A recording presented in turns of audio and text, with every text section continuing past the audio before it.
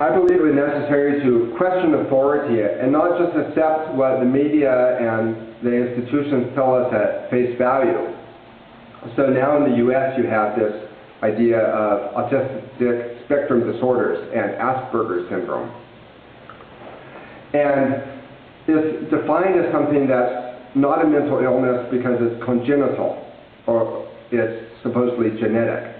But this comes at a time where we have the revolution in DNA and genetics. I think we've gone overboard in attributing everything to genetics. So that the role of nurture and the role of environment and the role of culture is greatly diminished.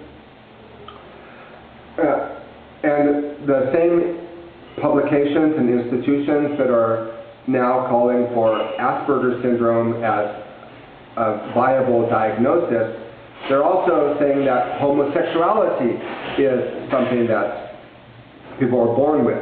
And they're also, magazines like Salon.com are saying that pedophilia is also a congenital condition. And there's TED Talks now saying that pedophilia is something that people are born with, even if they might not act on it.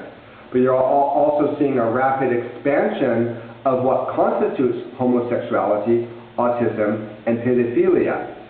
So that now, as a weapon, there's all these armchair diagnoses that are going on, and others are, as a way to criticize other people, are saying, oh, you're pedophilia, or you're homosexual, or you're autistic, even if they might not be acting on it. In the case of homosexuality or pedophilia,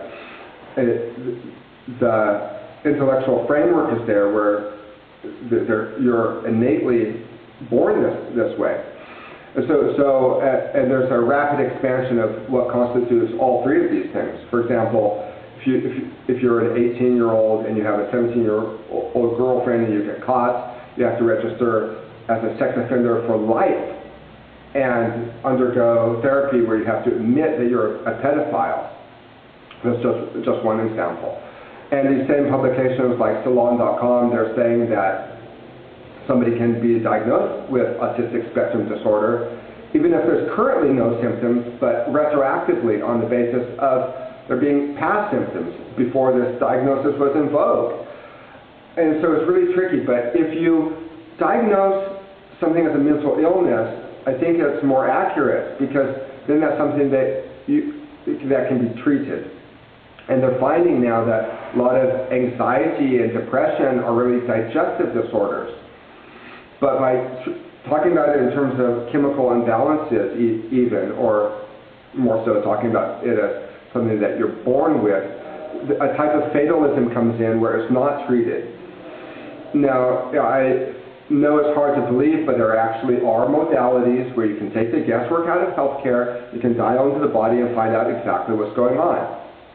But a lot of those people, they're found dead in the ditch, or they're minimalized to such an extent that people say, oh, that's not possible. In order to be fully heterosexual, though, you have to be curious about the opposite sex. You have to feel a little bit of dissatisfaction with yourself, and that curiosity motivates you to seek wholeness with another person. The same way that in order to be fully functioning socially, that's something you have to work on. Now, one of the symptoms of autistic spectrum disorders are they say people are very direct, and they say exactly what you think. But that actually is a cultural thing. Because, like, for example, in the United States, people tend to be more direct than in Latin America. Latin America, where it's a harmony culture, and where people talk around the subject, there's a lot more colors of meaning, because they don't want to give offense.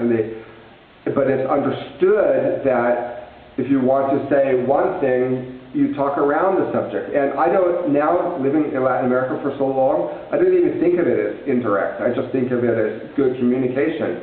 But that's something that you can learn. When I went back to the United States in 2013, I had a lot of people tell me that I needed to be more direct, because I'd accustomed myself to the Latin American way of talking around the subject.